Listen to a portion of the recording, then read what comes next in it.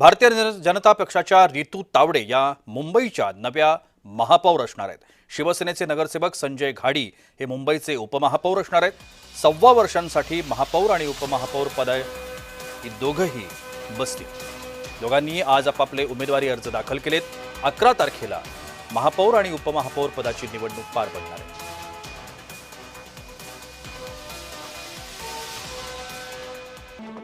यानंतर बघतोय शिवसेनेचे संजय घाडी जे उपमहापौरपदी बसणार आहेत।